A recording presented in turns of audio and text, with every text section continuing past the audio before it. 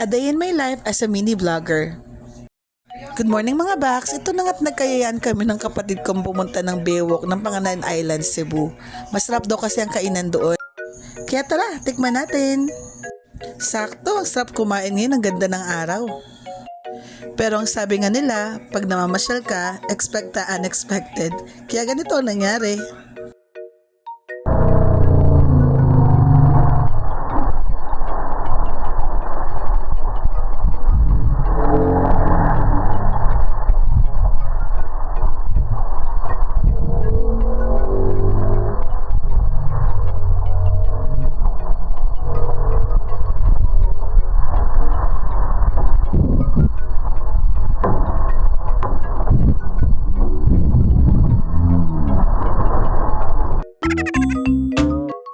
Pero sabi nga nila, food is life. Kaya kahit anong mangyari, walang titigil sa pagnguya. Asarap ko yan ng pagkain. Kaya nga hindi namin napansin na may lumilipad na pala eh.